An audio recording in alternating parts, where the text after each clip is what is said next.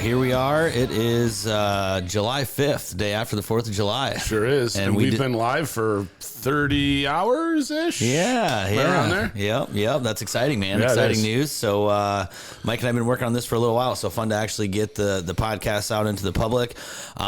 We decided that today would be a good day to kind of do a little special podcast drop for our release on Friday. Yeah, we had the release Friday. This coming Friday. Well, this episode will come out this Friday for us, so a couple days. But I think the mixture of things, we were, 4th of July, and we had all this kind of fun stuff going on. What did you think of last night, man? You got to enjoy your first fireworks in the backyard of the Kramer compound. I just want to tell the audience that they do it right here in Iowa. I got to tell you.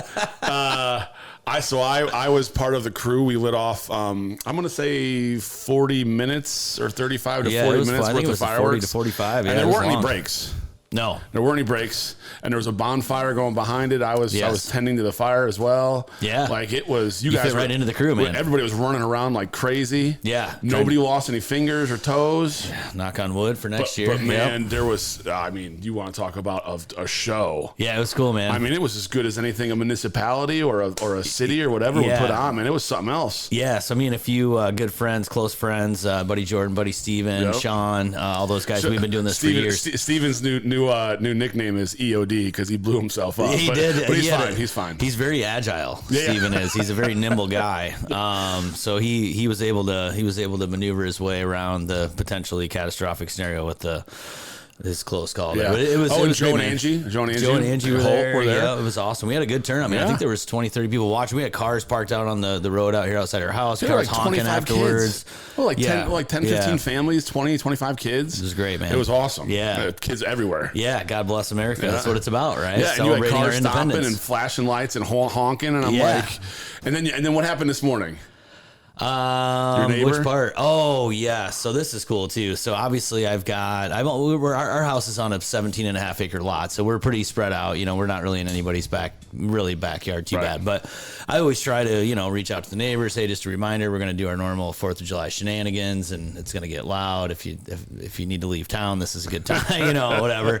And I got so many cool texts back yesterday. Like, hey man, we're excited. Cause now this has become a tradition for them too, right? People are hanging out in lawn chairs, watching from their backyard.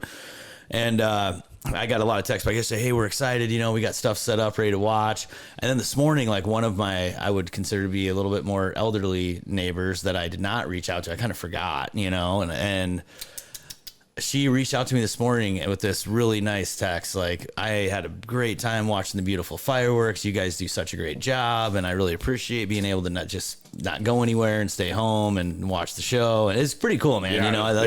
Like as much as we think that, it bothers people. Yeah. And I get it, dude. We always try to keep ours. You said it. It was like 40 to 45 minute window. We didn't really light off hardly any fireworks before or after that time frame. I think we had a couple before.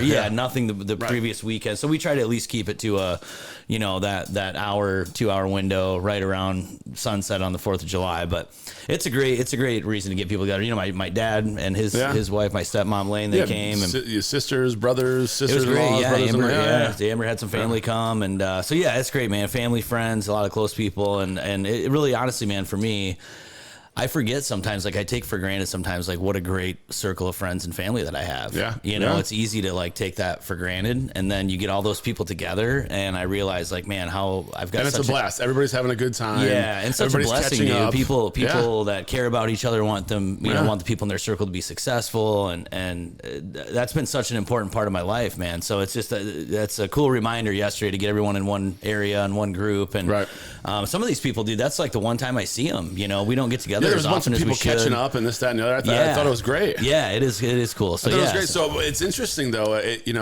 I looked at it from the perspective of, because we're out over there on the other side of the pond, right? Yeah, we're separated from everybody. Our asses off. Right? Yeah, it was hot. And it was, especially next to the fire, right? Like, we got the light going back there. But I'm like, we're not seeing any of this because we're running around. We're loading tubes. We're lighting.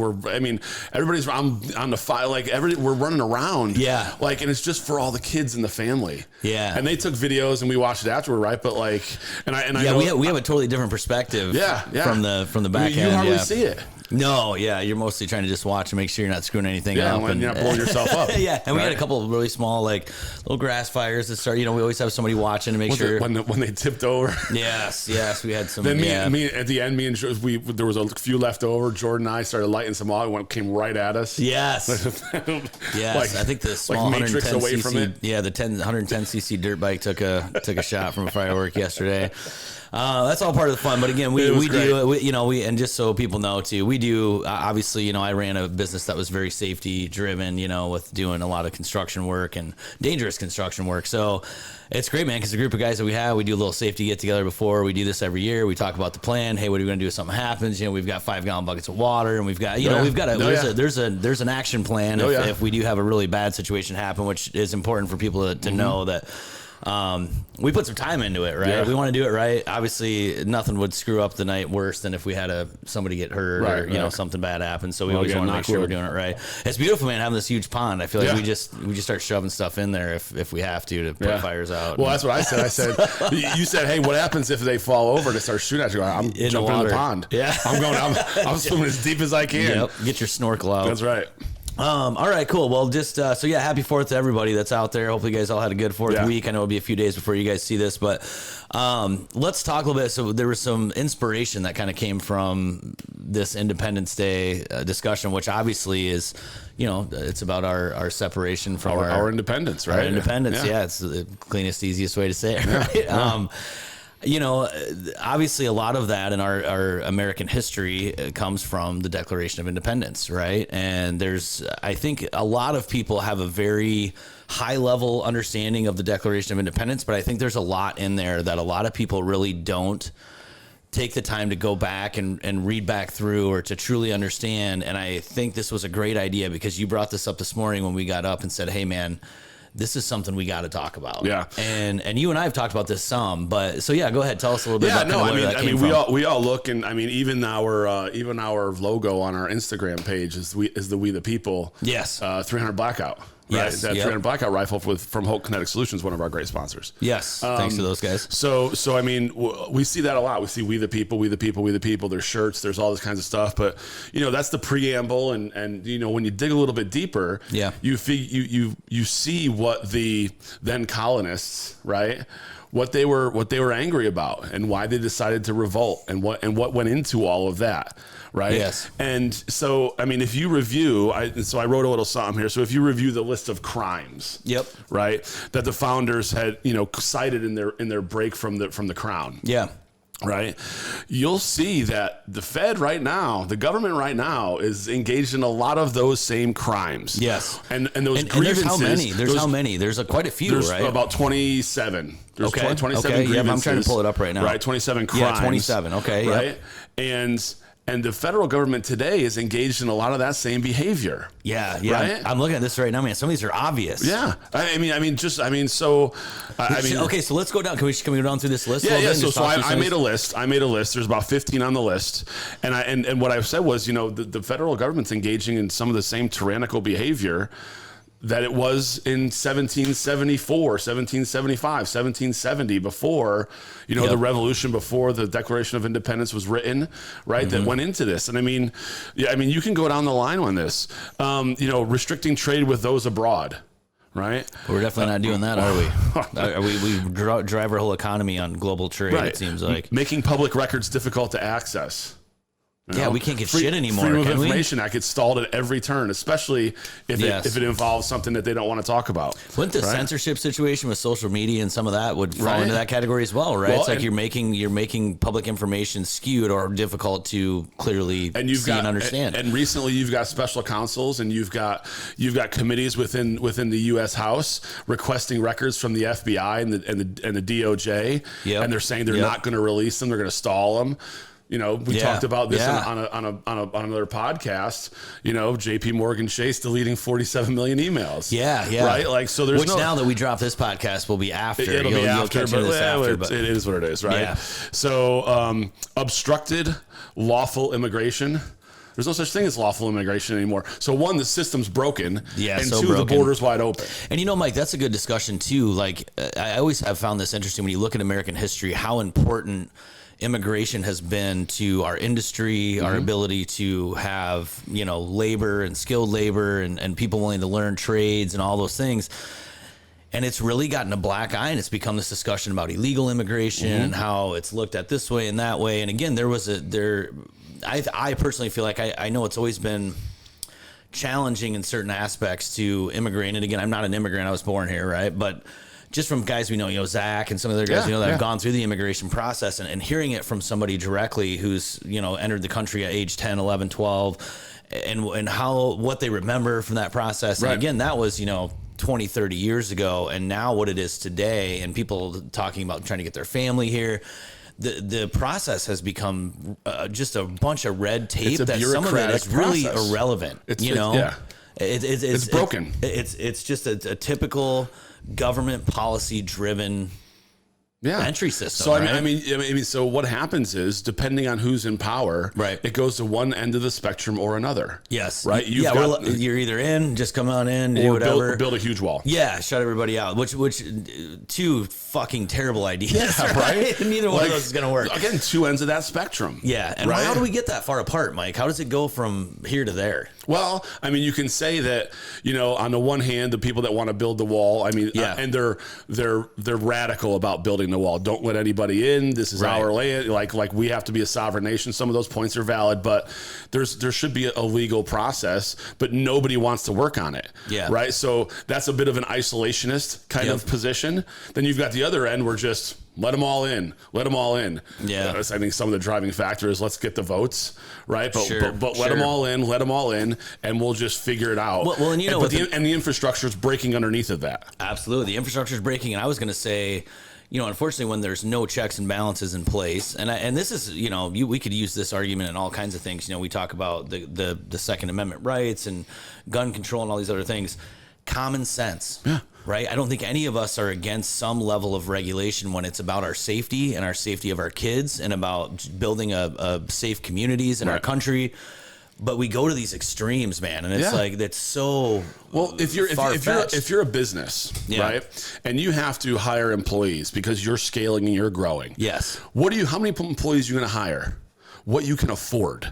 And what's available for workers. And what's available, what the talent pool looks like, right? Correct. So why doesn't the immigration system work on some level of, hey, look, we can process X in a given year. We can process 200,000 people adequately, given our resources, in a given year. Yep. So let's allow 200,000 people in legally, and then they'll take their way to citizenship. I'll tell you, why don't we do something common sense like that? Why don't we do anything common sense, Mike? I'll tell you, one of the stories I love in sports, a lot in baseball, right? Because there's a lot of players that come from the Dominican, from Venezuela, right? Cuba, right? I love it when you see there was just a player traded from the Mets to the Angels. He's a third baseman, Escobar. And he was traded, and he missed his first game with the Angels because he was being sworn in as an American citizen.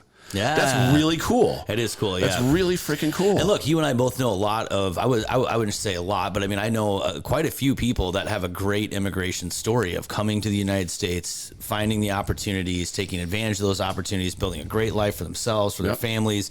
A lot of people with a lot of gratitude for the opportunities that we have here. That's one thing that really torques me. Right? It's like we've kind of lost that. Like the people who have had some history here that have kind of gotten comfortable, I think have lost some of that level of gratitude for our ability to have those opportunities at our fingertips. Well, you want to talk gratitude. So I had an opportunity years ago when I worked with a company, Transamerica, which is right here. Sponsors of Zach Johnson. That's correct. And we played Crest again. The other day, and you got me by one the other day. Three. It was three, right? It was three. So 9 plus 3 is 12 total. 18 total there. Anyway, so it was a little more competitive though than the previous. It was a bit more. But when I worked with Transamerica, I worked with a bunch of offices, particularly on the West Coast, that were very ethnic, right? In San Jose, the entire group of people were all Vietnamese. Yep. Right. In San Francisco, there was one of the offices in San Francisco. The entire office was Chinese. Yep. Right. And that's kind of up and down the West Coast from San Diego up to Seattle. Right. Yep. And the gratitude that they have for being here and having an opportunity. It just you look around the country and you look at people complaining about this, this WNBA player, this America is trash. Yeah. And you've got true immigrants coming in and making a living and loving it and thriving. Yeah. Right. So where's that disconnect? Yeah. Can we just ship those people to Haiti? Is there like a... No, that's not an option. We could, maybe. I don't know. I feel like it would give people a different perspective. It would. Right? I mean, and look, man, as somebody who Haiti. built, I built my whole livelihood and my kids' future on an infrastructure construction related business. And, I have a huge appreciation for the level of infrastructure. I mean, the fact that we can again, I understand there's still things in this country that we need to address, but there's not too many places you can go where you can't go flip on a tap and get water, right. or have access to electricity, or like these are basic fundamental needs that in a lot of countries, man, they are not accessible, people don't even understand like what a huge blessing and the time and energy, money and effort that had to go into actually make that available. People just take it for granted. And it's like, dude, imagine if I had to walk, 2 miles in the morning to go grab water to come home, so I could make food for my kids. That's a real thing. Well, one of the reasons we're not very far removed from that. One of the reasons we were in Haiti, so I was in Haiti in '99, and I was there for half a year or so. And one of the reasons we were there is because the Army Corps of Engineers was there. They were building schools, building wells, painting schools. Yep. They were like building infrastructure and building drinking water accessibility, right? Yes. Like they were doing that for that country. It's the poorest country in the Western Hemisphere. Yeah. Right. So yeah. You mentioned Haiti, so I just brought it up, but gain some perspective, right? Right. But again, if there was some government or politicians who had some common sense and wanted to do something about immigration, they would get together, reach across the aisle, however you want to say it, and figure something out.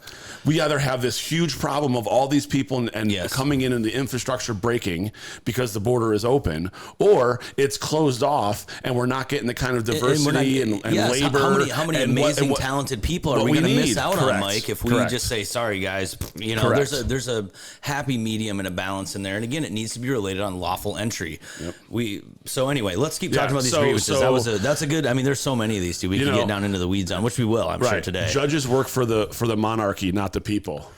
It's funny how in all kinds of surveys and the recent Supreme Court decisions last week, in fact, they break it out into the liberal bloc and the conservative bloc. Yes. Right. Yep. So it's interesting to me. This one is good. I like grievance too. Can we talk about that one really quick? Restricting trade with those abroad? No, this is what it says on here. It says, has forbidden his government to pass laws of immediate and pressing importance unless suspended in their operation until the assent should be obtained, and when so suspended, he has utterly neglected to attend them.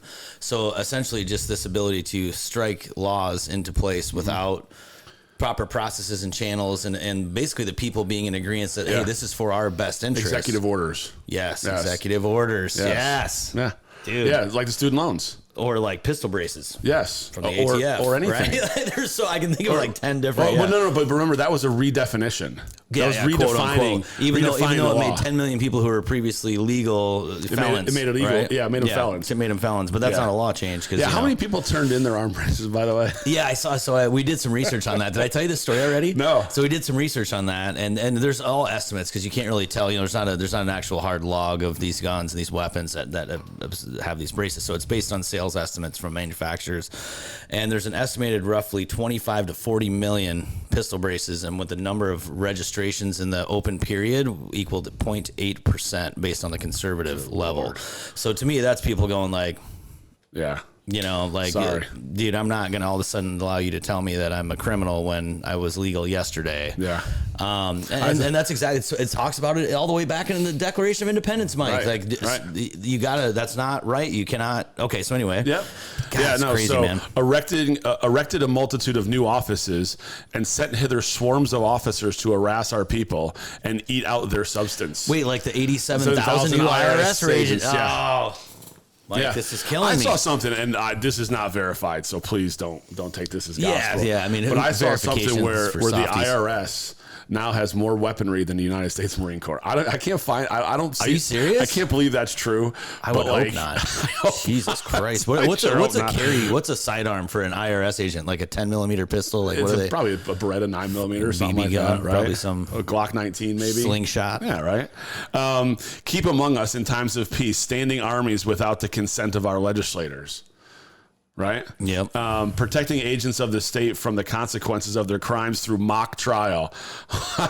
That happens all the time. Yeah. What happens to these directors of the FBI and all this collusion and all this stuff that's going on with elections and what's happening to those people right now? Yeah, dude. Nothing. They're retired. They're sipping a lemonade on their porch. That's right. Right? Yep. They're it's wild, isn't it? You know, exchanging text messages with Hunter about what they're doing this weekend. Oh boy. Right? Wow, that was Yeah. For imposing taxes on us without our consent.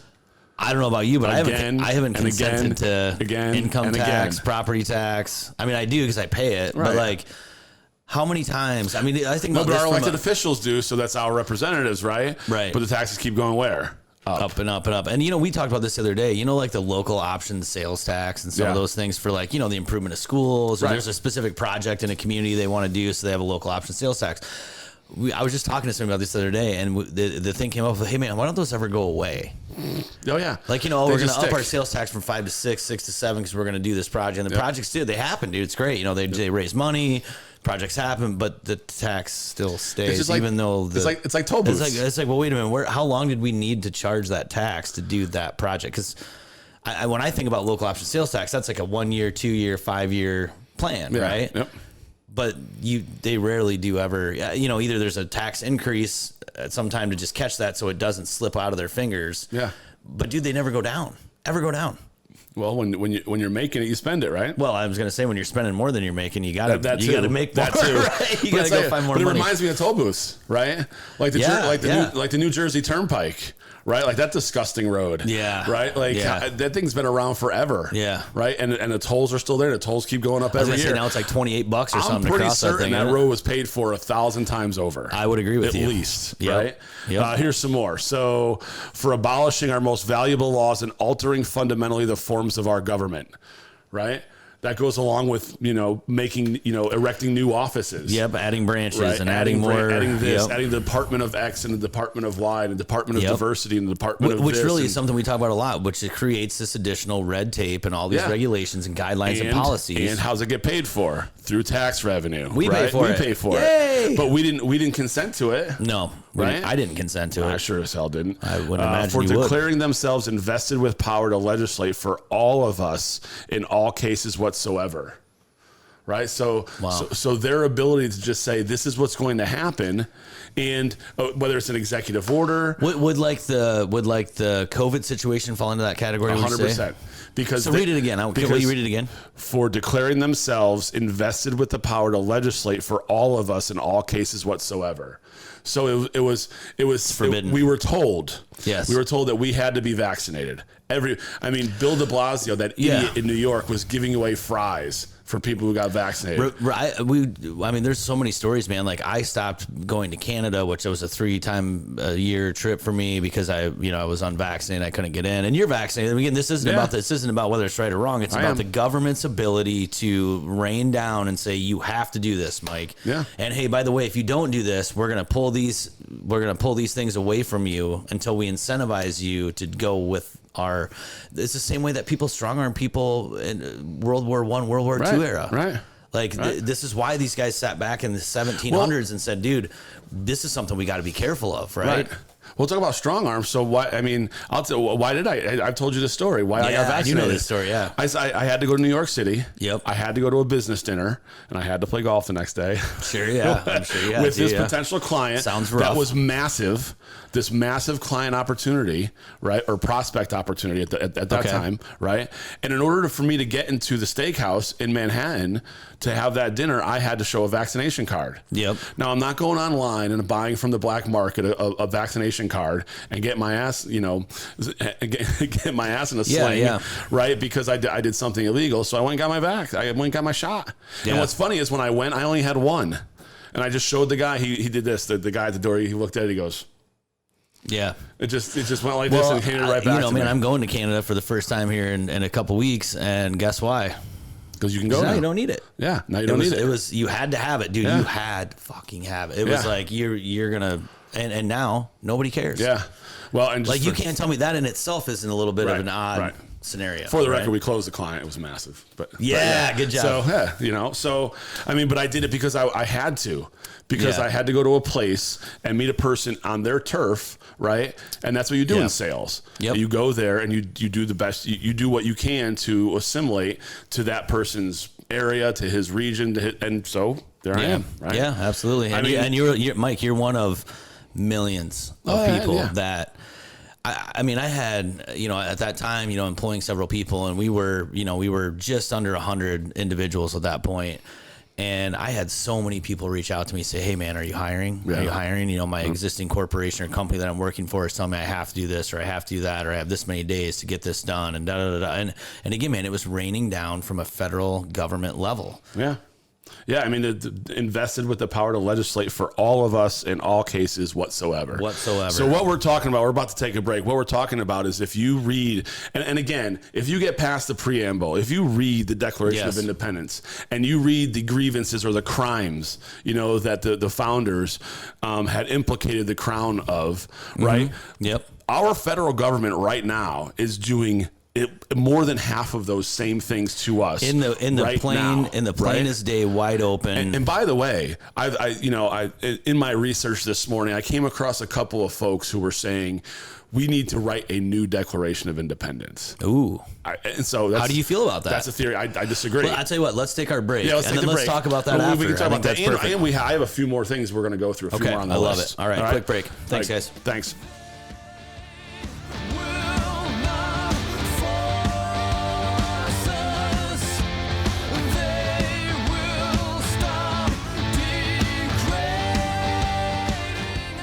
All right, we're back. And we're back. We're back from the break. That was a good break. So thanks to our sponsors, Holt Kinetic Solutions, Custom AR-15s, and Mulligan Group. Navigating life. Yep. So we're talking about we still had some more grievances. Yeah, the grievances. And again, man, so crimes. The grievances, just to kind of remind people if they're just catching up after the break, these are kind of these outset items that our forefathers basically said, hey, if we're going to do this, I'm asking, this is more of a question than a statement, right? Because you're more educated on this than I am.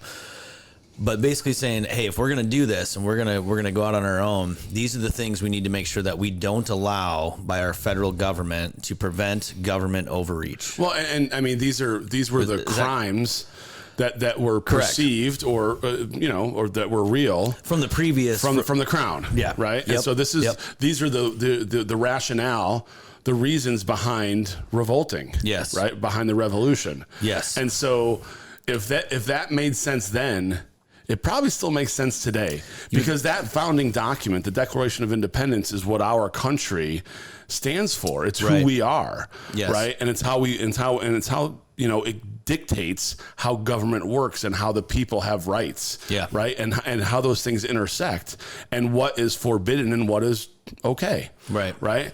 And we're seeing now that this government is doing all of these things that the crown was back in the 1700s. That essentially forced a revolution. Correct. And these people going, we're not going to tolerate this. And something that you see on Facebook 4,000 times yesterday or the day before, hey, Britain, enjoy work tomorrow. Yeah, the memes. I love 4th of July memes too. There's so many good memes these days. Did you see the one with the guy with no fingers? 4th of July is my favorite holiday. That's my favorite one. 4th of July is my favorite holiday. Yeah. Fuck off. Yeah, it was. I mean, so what happened then is happening again right now. Yeah, to a majority. Yeah, it's happening happening right in front of our eyes. We think everything's okay. Yeah, so it's happening right in front of our eyes, Mike, and we are essentially, as a society, we're allowing it to happen. We're accepting it and allowing it to happen when we should be pointing some of these things out. Like, this is the kind of stuff, man, that gets yours and my blood boiling, right? Because I have, when I picture our founding fathers and then the people who, made a decision to come across this country and to go through this revolution, and obviously there was travesty, there was bloodshed, this was not a hey guys, let's go start our own union, it was they made a lot of I think mistakes, they were obviously so passionate about getting away from that situation that we're talking about with these tyrants. grievances, that they were willing to risk their lives and risk their futures and risk their well-being to say, no, we're not going to tolerate this. And where is that voice today? Where's the voice today that's saying, wait, I see all of this here that was and these are very clearly spelled out. I mean, to me, these are not difficult to understand. Do you agree? Agreed. Very clear. Very. And that's why it's easy to see the violation of these common things. sense. There's the answer. It's common sense. God forbid. No, and where are those voices you ask? They're isolated. Right. There's not many of them. I mean, they're censored. They're censored. Yeah. Right? Yeah, I'm sure we'll get our time. I have a few more here. Okay, let's keep going. This has been fun, man. Also scary as hell, by the way. Right. So excited domestic insurrections against us and has endeavored to bring on the inhabitants of our frontiers, the merciless Indian savages. Right? Now, that's for that time, right? But sure, yeah. It incited domestic insurrections. Does Antifa ring a bell? Does Portland and Seattle, the BLM stuff, does all of that ring a bell? Yeah, absolutely. Right? Yep. It's basically incentivizing. Does January 6th ring a bell? Right? I mean, I don't care. I don't care what side you're on, but doing those things, that's exactly what it's talking about. Yeah. Exactly. Yeah. They're exciting and inciting domestic insurrections. Yes. How does that work? And at every single turn, you see where the government was behind it, where the government kind of let it happen, or they even propelled it. Pallets full of rocks and bricks, right? Yeah, there was a lot of weird things. When you really dive into that situation, which is a whole nother inside discussion. of the January 6th crowd who were telling people to go in, but they were federal officers that you never hear from again. Right. So there's all of these things that the government is doing to push. Now, Mike, let me take this a step further because for me, there's a reason. Right? There's a reason that the government gets involved in this excitement of insurrection.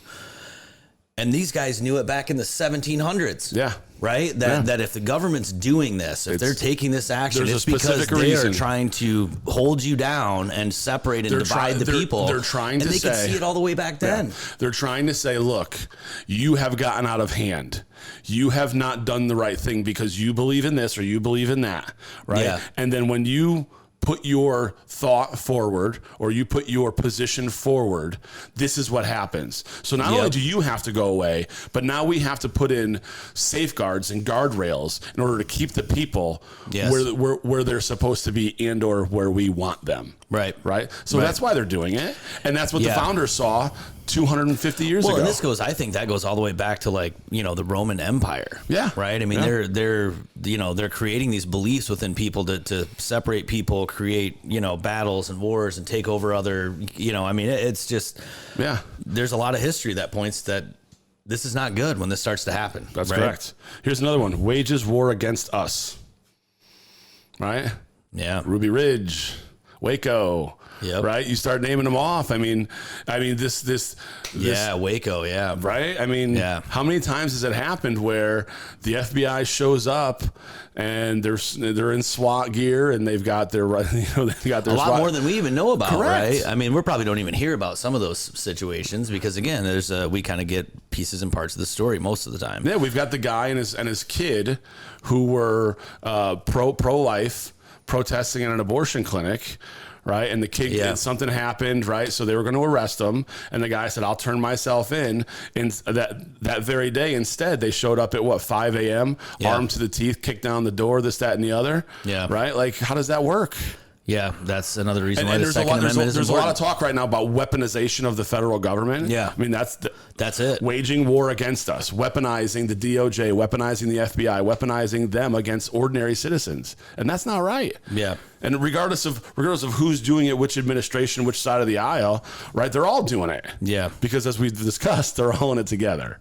Yeah. Right? Here's one for you. I want you to comment on this. This is going to be good. Plundered our seas, ravaged our coasts, burnt our towns, and destroyed the lives of our people. Oh man, don't get me started on that. So I mean, you're not only talking about taking down, buildings, structures, towns, small businesses. Yeah. You're talking about you're talking about the rifling the environment. Yes, exactly. I was going to say you're talking about the destruction of our natural resources for money.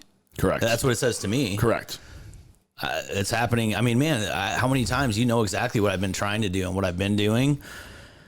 There's a reason, right? Because it's so obvious to see that we are being incentivized. I mean, so let's use this as an example. You want to do a development project now in a city, right? Anywhere. Almost every city, Mike, has got some sort of incentive for you to, hey, we'll give you some level of tax abatement if you want to spend your own couple $1,000,000 to do this project that's going to, stimulate the economy. It's going to create jobs, blah, blah, blah, blah. That's great.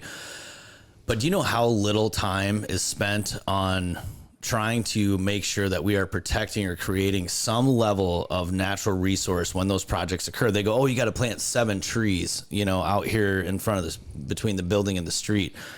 What? And some of these are big projects. We're talking 10s, 20s, 30s, 50, 100 acre projects.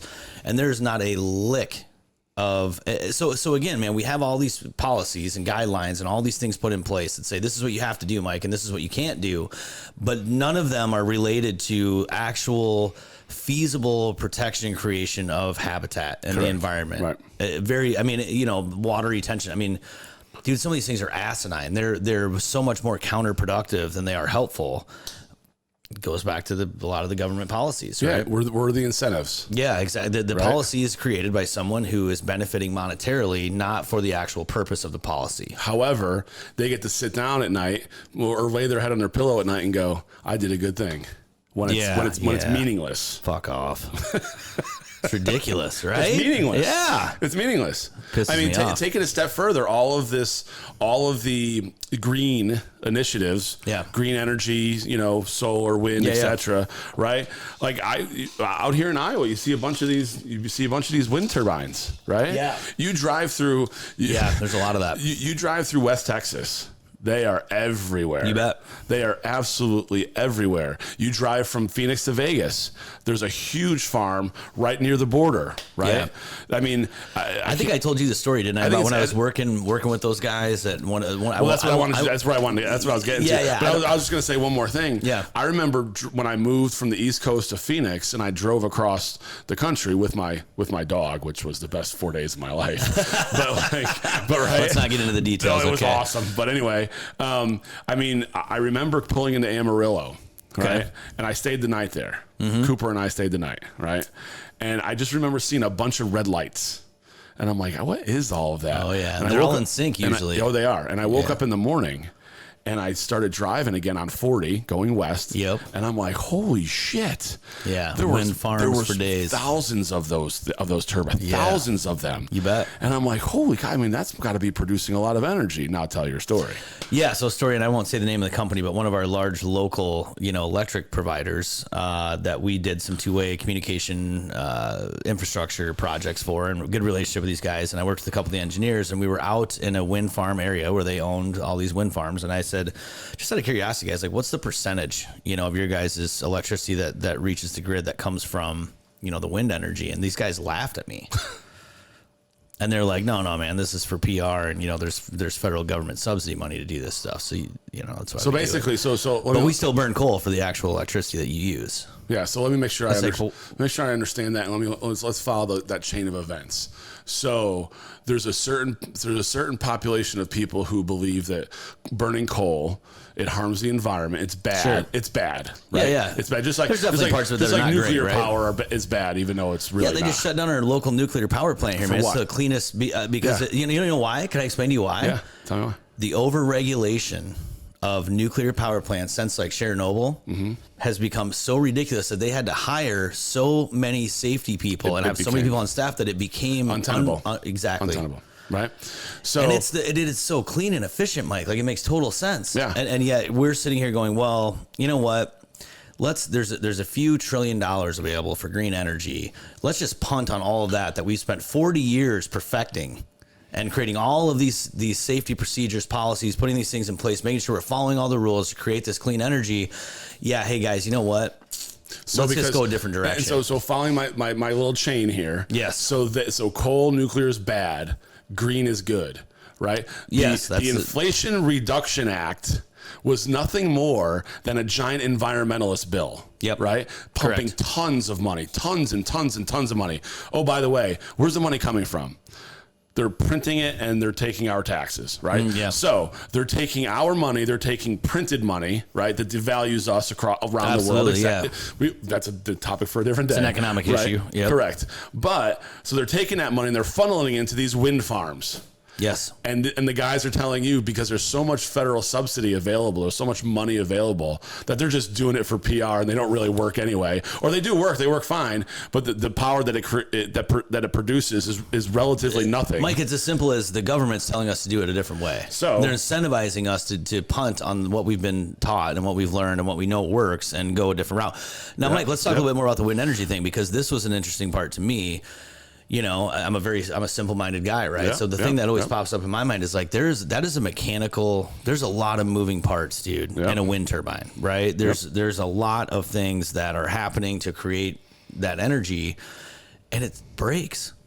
Yeah. Right? It's a guarantee. I mean, mechanical items, it's not if, it's when. They always break. There's always a failure of some sort. That's just a natural occurrence of mechanical objects, shit breaks right? down. Yeah, and some stuff will go for freaking longer than we will. Some stuff won't. But the cost and the difficulty of working on the size, the magnitude of what those things are, what it takes to actually do certain repairs if they have a turbine failure. And then the other part is when they dismantle or decommission these things, do you know that they basically just bury them in the ground? There's no exit plan for when they it's like the story I told you about being out in the ocean, or just like the oil rigs. They just leave them there. They just leave them there. Yeah, like when I'm out fishing, 40 miles offshore in Venice, Louisiana, and I look around, and it's like being on Mars, bro. There's these giant, huge structures all over, and you look across the horizon. If anybody's seen this out there, you'll know exactly what I'm talking about. And they're all abandoned, and they're literally all just falling apart because of the seawater is corroding all of the metal and steel and blah, blah, blah. And whether the oil reservoir is still there or it's dry, what do you do with those rigs? They're just letting them fall apart. Do you deconstruct them and take all the parts back? No, they just leave them there. The cost of properly decommissioning these things. What about the cost of the habitat to the Gulf, right? Of those corroding, rusting pieces of steel. Yeah. Right. And the aspects of that we haven't even seen yet. Like you said, there's parts of this, as these things continue to fall apart, there's going to be more and more consequences that we're not even going to see for years. Forgive me because I don't know, but how many people technically lived on those rigs at one point? Oh man, there's probably hundreds of people, right? Oh yeah, and they had like a commissary and a kitchen and you bet, all they're that large, stuff. Man. Yeah, and they had it's like being on a big ship. I mean, that's what it looked like. I've never been on one, but that's what it looked like to me. Birthing areas where people slept. I would assume, kitchens, bathrooms, all that kind of stuff. Yeah, we should talk to somebody that's been on an oil rig. If you've been on an oil rig and you're listening to this, we want to hear about it. I mean, we've got a homeless crisis. There's a few cities we could just look. There's a solution for every problem. Some solutions are better than others, right? And my solution's pretty shitty, but but again, man, to turn a blind eye to some of this stuff, and then again, Mike, when we have this government overreach where we are literally creating policies about policies about policies, where was the policy when this stuff was built? The oil rigs, the wind farms, to say, okay, man, when we decommission these things, or when we stop using them, or when they cease to be effective, here's what we're going to require, because it's going to make people think before they go out and build 100,000 of these things. Yeah. Because now there's no thought consequence. And what's the exit strategy? Yeah. Right. And so take a Chevron or Shell or what, I mean, how much subsidy did they get to build those things? When the policy of this government was drill. Yeah. And let's get our own oil. Let's be energy independent, which I agree with, but like there has to be a forward plan of what do you do with these things when the well runs dry. Right. There has to be a plan. Yep. Right. And why can't we allow ourselves to have different solutions, right? What's wrong with having some electric cars and having some combustion engines and having some solar power and having some wind power and it's again, it goes back to this, like, well, you talked about it, right? We're going to lay down this law that's everybody, right? We are going to tell everybody this is how it's going to be done.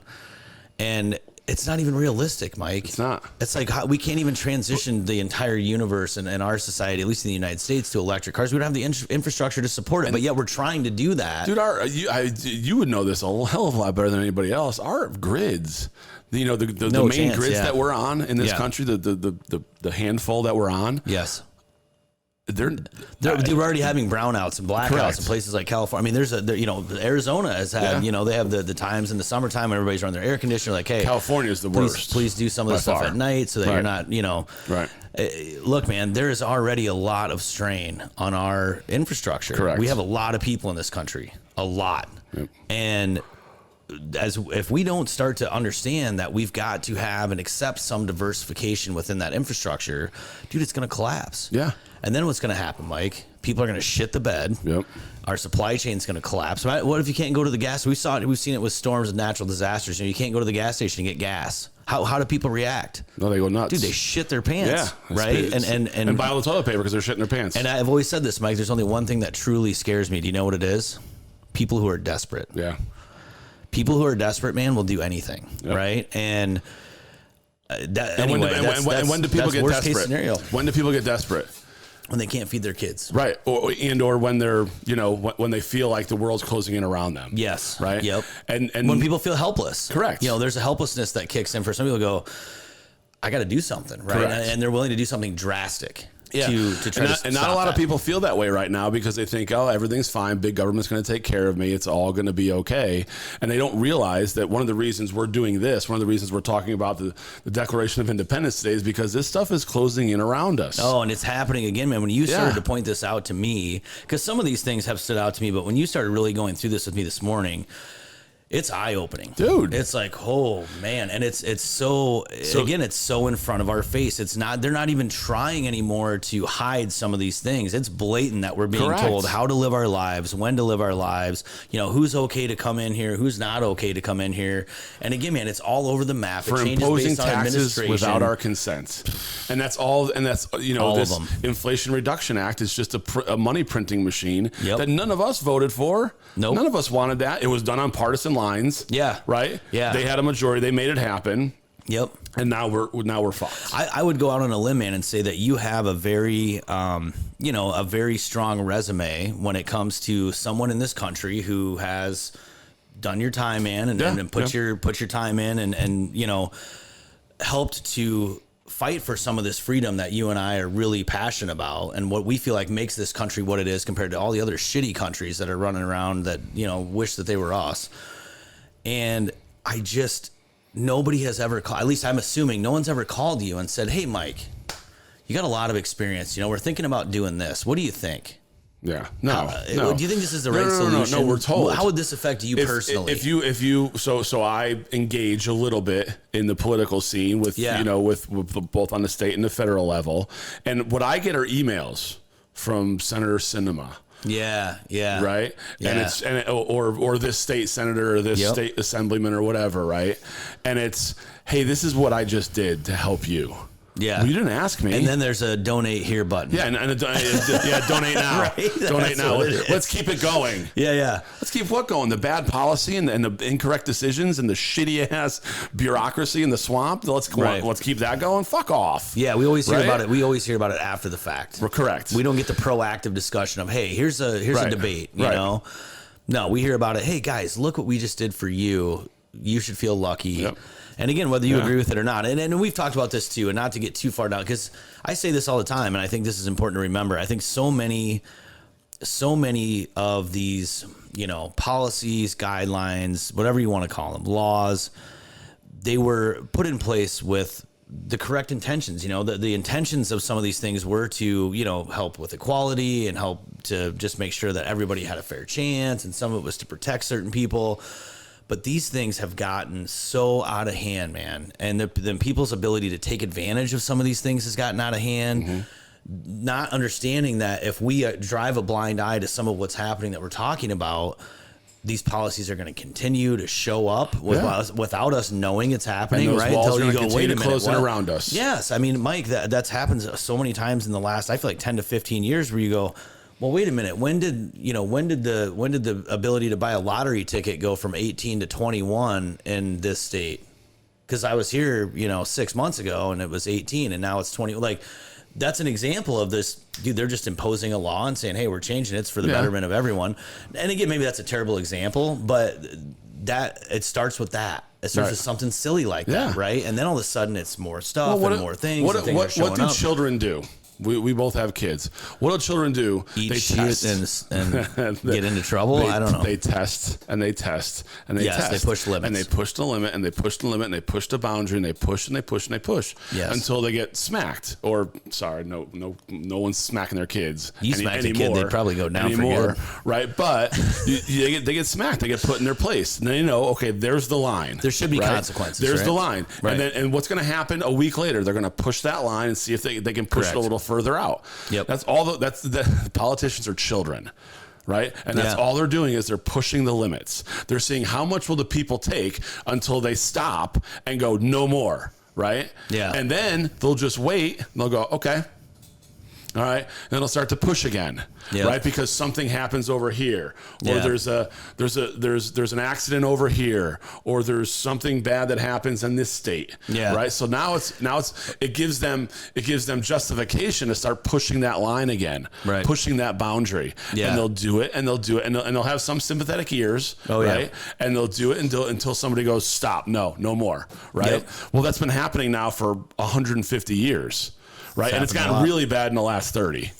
Yeah, right? In our lifetime. That's why we're doing this, right? I mean, we've watched it in our lifetime get to this like exponentially more progressive, dire state. Yes, and it's happening faster and faster and faster. And so we have to wrap this up because we're about at time. But I'll just say, kind of closing it out, right? Like that's 15, right? 15 of the 27 grievances that Jefferson and Adams, right, that they wrote in the Declaration.